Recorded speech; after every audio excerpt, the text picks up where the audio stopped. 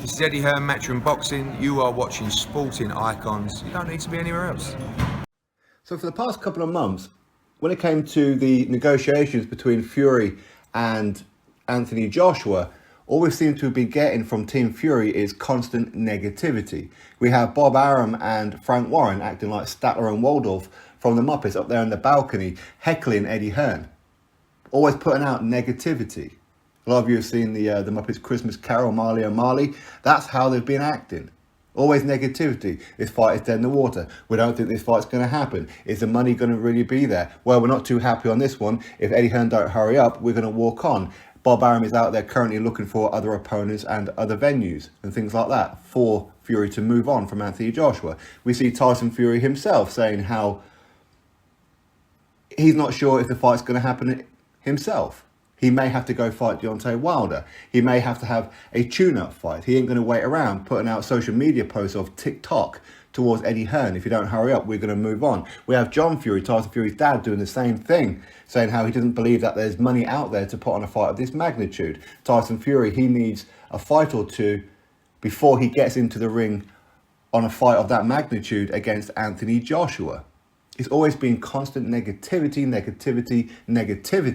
when it came to this whole undisputed fight. Eddie Hearn has been out there doing everything on his own, where Team Fury has just been sat on their hands doing sod all, contributing nothing except criticism. That's all they've been doing. And I know some Tyson Fury fans out there going, well, see, we know that you're not really a Tyson Fury fan, you're really an Anthony Joshua fan. You don't speak about Anthony Joshua in this kind of way. As I see on quite a few videos, difference is Anthony Joshua quite clearly wants this fight. I didn't hear or see Anthony Joshua putting out negativity all the time. I didn't see it from Eddie Hearn. I see these guys being very positive about this fight. Can't say the same about Team Fury. Difference is that I can criticise when it's right to criticise. Some of you can't when it comes to Tyson Fury because you're that in love with him. So, with all that said, we are moments away from the fight being officially announced. What happens? The plug gets pulled because of this whole arbitration thing. Now, this is the moment, this is the time for members of Team Fury to step up and take some responsibility here and actually get this undisputed fight done. Eddie Hearn's done all the donkey work. He's done all the heavy lifting so far. He even got hold of the WBO to convince them to push Alexander Usyk to the side so we can get undisputed underway. But yet Team Fury haven't cleaned up in-house yet when it came to Deontay Wilder. This whole arbitration case. Apparently Deontay Wilder, he wants $20 million to step aside. Tyson Fury, Bob Arum saying, we ain't going to pay him a penny. We'd rather fight him. I don't want to hear that. I really don't want to hear that. So you're not even going to try. You're not even going to try and get that 20 million knocked down a bit. Even if it does cost you 20 million, how much money are you making when it comes to fighting Anthony Joshua? A minimum guarantee of $75 million, plus upside of all the pay-per-views and the sponsorship for fight number 1. Plus fight number 2, if you beat Anthony Joshua, you're getting 60% in the rematch. Even if you don't beat Anthony Joshua the first time round, you're still going to get 40% of a very huge pot of gold in the rematch. This is the man, Tyson Fury, who says, I don't care about the money. This isn't about money for me. I'm a Spartan. It's Anthony Joshua. He's the businessman. Okay, cool. You guys have contributed absolutely nothing when it comes to undisputed so far. Now suddenly you've got a hurdle in the way of Deontay Wilder. Now people have said to me that it's unfair that I say that Fury should even pay Deontay Wilder a penny. Why is it unfair for me to say that? It's not unfair for me to say that. They're in this situation because they could have fought Wilder beforehand. Other fighters have been fighting during lockdown, including Anthony Joshua, who gets paid more than Wilder and Fury. But yet he's fighting with minimal to no crowd. Why couldn't these guys have done it? They could have done it. They could have fought in December, in January, in February, in March. They could have fought at any point, but instead they decided to walk away with the contract and telling us, listen, I've done a couple of interviews with Bob Arum during this period where he's categorically told me that Wilder has no leg to stand on. He will not win this case in any way, shape or form. The undisputed fight of Anthony Joshua is not in danger. And I specifically asked him those questions. And the answers I got back were those. Bob Arum is a former lawyer. He was part of the Kennedy cabinet. You've got Frank Warren, he knows his way around a courtroom. You've got MTK, they're a management company, so of course they understand contracts. So surely or not, they knew whether or not that they could actually walk away from that contract and walk into negotiations with Anthony Joshua. You guys didn't clean up in-house.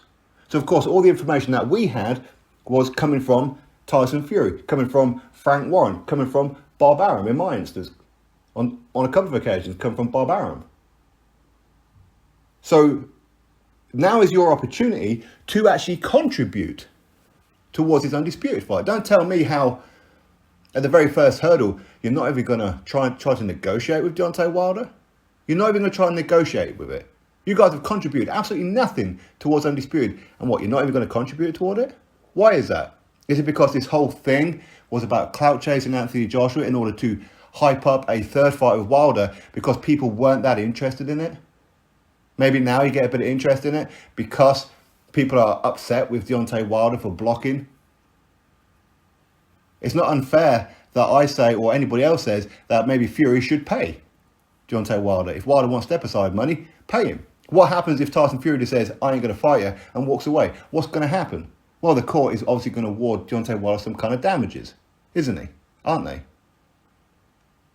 People say that Fury would have to retire. Why would he? No, he wouldn't. No, he wouldn't at all. Would he have to give up WBC? No, he wouldn't have to give up WBC because the WBC have nothing to do with his contract. Mauricio Suleiman has already said this. So now it's time for Team Fury to pull their finger out of their asses and actually get this undisputed fight done. Everything else has been done for you. You guys haven't had to do anything to earn your money. I'm talking about Bob Arum and Frank Warren here. You've had to do very little to nothing to earn a cut of whatever it was that Tyson Fury was going to get. So now it's time to contribute, boys. Time to contribute into getting this undisputed fight. Don't tell me that Fury shouldn't have to pay Wilder anything. He was the one who walked away from the contract. It was him and his team who told us that undisputed wouldn't be affected. It was them that told us this. And I know people could say, but there's no way of knowing for sure that it's going to happen. Well, they should have damn well made sure, shouldn't they? It's their fault. They're the ones who walked away. They're the ones who didn't fight Wilder when they could have done. They're the ones who signed for this third fight. They're the ones who could have fought him any time during this whole period. Crowd or no crowd. And I know people are saying, but they wanted the crowd to try and generate as much income as they possibly can. Not my problem, not your problem. That's their problem. Why should the boxing world have to stop because there was no crowd? Other people were fighting. No reason why these guys couldn't. They could have done it. There was no need to be stringing out this whole arbitration thing. There was no need for it to even go to arbitration, was there? And yes, I feel a little pissed off about it because I believe these guys. I believed when Tyson Fury said it. I believed when Frank Warren said it. I believed when Bob Arum told me that there would be no issues with this undisputed fight, that it would not be affected in any kind of way. Of course I would. If I'm being told it often enough, then of course I'm going to believe it when I'm hearing it from the horse's mouth. And now Deontay Wilder is holding up the heavyweight division as per usual. Team Fury, you did absolutely nothing to contribute to getting this undisputed fight done. Now it's your chance to prove that you do actually want this fight. You don't care about money, Tyson? Cool. Give him his 20 million. You're going to make that back tenfold when you fight Anthony Joshua twice. So what's the problem?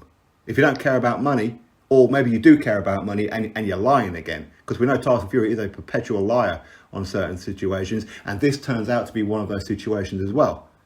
Yes, I do support Tyson Fury. Yes, I do. But it don't mean I want to give him a pass on this one. I ain't going to give him a pass on this one, because all we've heard is negativity, negativity, negativity. Time to step up, boy. Sort Wilder out. Get rid of him. You don't have to fight him. What happens if you don't fight him? What then? What, you get fined? Okay, cool. And what? Is it going to be 20 million? I wouldn't have thought so. Drop your thoughts below. Click thumbs up, subscribe. Catch you on the next video.